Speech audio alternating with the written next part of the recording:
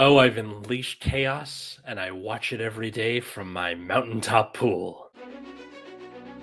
Welcome, everybody, and today I'm going to give you a Eugene deck profile. Why Eugene?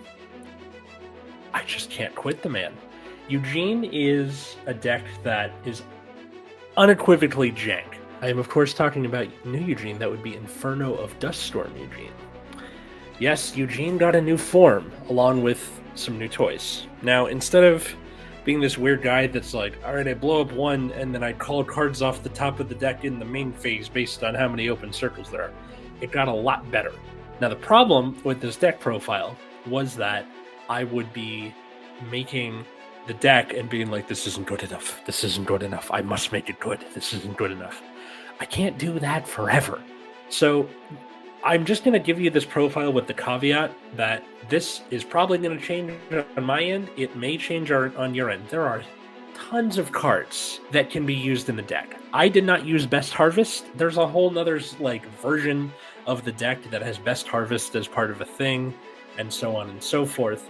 The reason that I didn't use Best Harvest was that a lot of decks nowadays will usually only leave like 1 to 3 rear guards on the board at any given time, and the resources spent searching Best Harvest mean that it's like a +1 or a +2, which are not worth it, in my opinion. So let's get into the deck. Now, this deck will be available with the deck log code in the description. So I just ask that if you're going to go down there, while you're there, move the cursor a little bit to the right and hit the like button. That would be super awesome.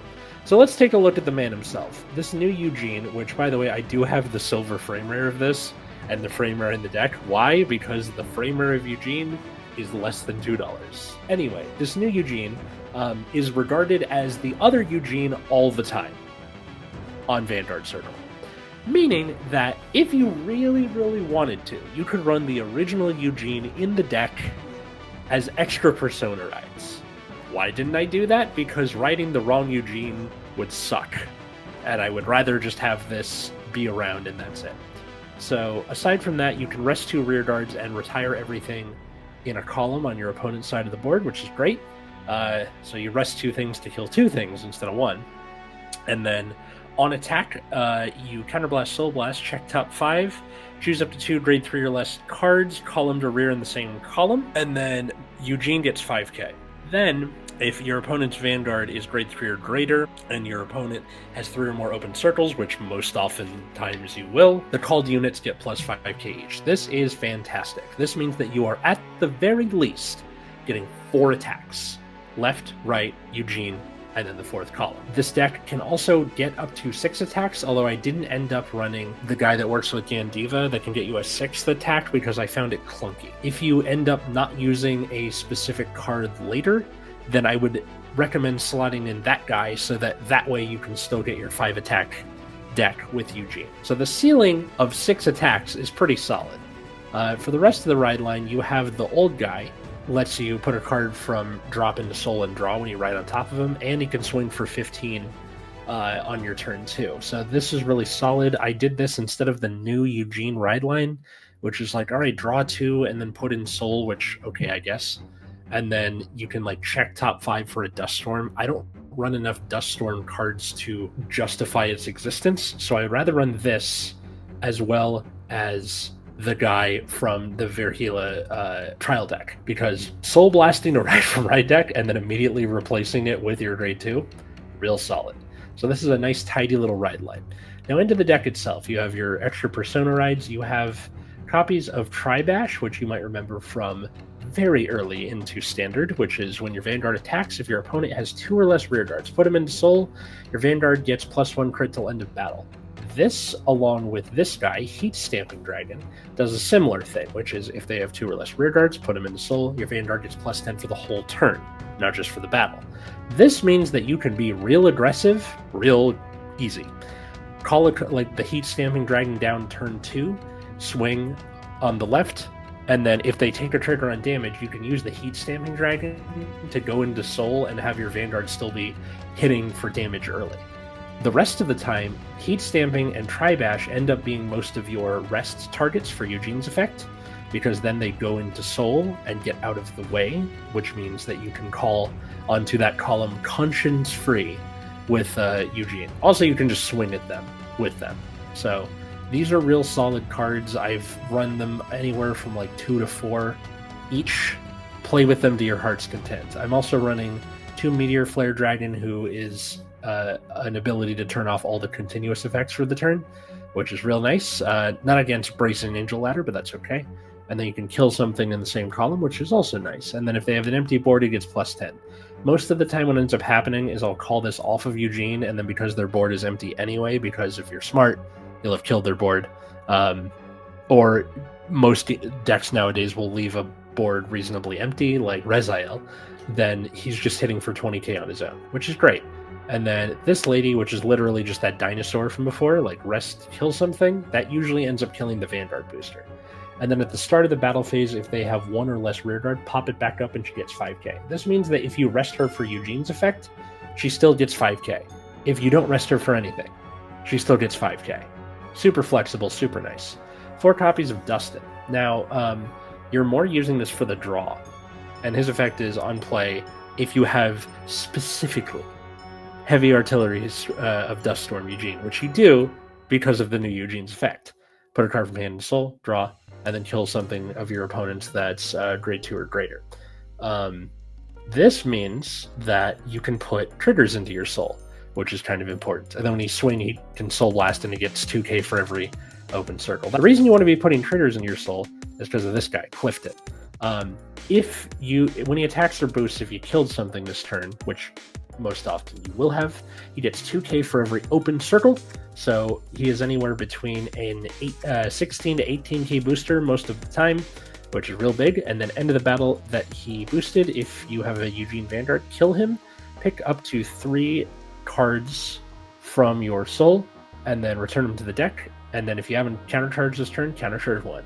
So that means, oh no, I drew my over trigger. I'm going to put it into soul with Dustin, and then put it back in deck and countercharge 1.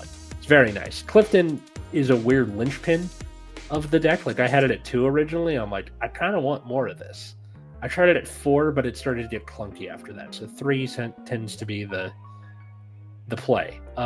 Your 3 PGs and your Sanctitude down here makes sense. The rest of the grade 1s can kind of be whatever you want. I have 3 Oswald, which are a way to make Eugene restand, which means that you can use that heat stamping dragon to your advantage. So with Eugene's effect of calling something, he's at 18. Heat stamping dragon makes that 28, and when Oswald boosts, that's 36, which whatever. But when Oswald restands the Eugene keeps those boosts. So he's hitting for 28, which is already at least 1 card from the opponent. So you did that twice off of kind of nothing. So after Eugene attacks when the board's empty, counterblast, discard, Eugene stands, and the crit and the drive are reset to 1, which is fine because the Tribash only works for the battle anyway. So resetting the crit to 1 is fine. I also run Garnet and Galnet, and Shinri for draws. These can kind of be whatever you want. If you want to run the best harvest thing, go for it. I liked having these just because I wasn't doing anything with my ride line, and I soul blast a lot anyway.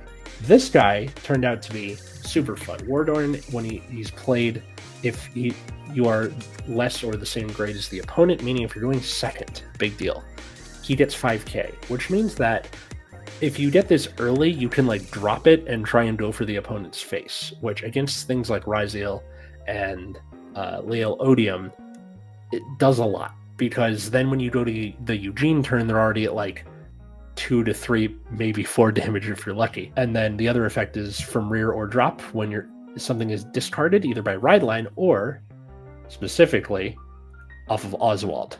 You energy blast 2 or 3, remove him and then get the discarded card back. So all of that has been very useful. And then in regards to triggers, fronts, because you're calling things off the top of the deck Gold Paladin style, and outside of Persona Ride, you don't necessarily have something to boost those things up outside of 5k from Eugene. Maybe they take multiple triggers on damage. That's a problem. Fronts are good for this.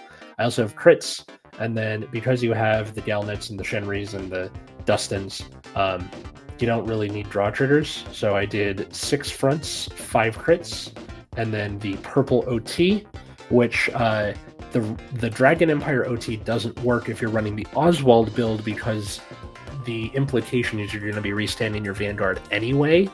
So it's either the blue, the red, or this guy. And I ended up doing this guy just because it is nice to...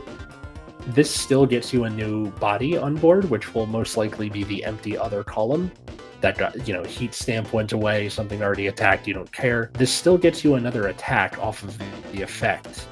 And it can help you countercharge, which the deck kind of sort of needs to do the thing. So I would rather have the countercharge and the extra attack than the red OT that's like, all right, I'm going to restand a guy. Like, okay, well, I'd rather just... The guy doesn't really matter all that much. So that's why I went with the purple OT. I also went with Union the Sky because this deck doesn't really use its energy all that much outside of Wardorn Dragon. And then because you Soul Blast enough, you can just remove the Eugene from the drop zone if you've Persona ridden for this, for the 25k. And then if you get this early, it's really, really funny, especially going second, where you go, okay, I get 3 energy, I ditch this, I draw from my starter. Like, you get a lot of cards early, which means you can be aggressive early.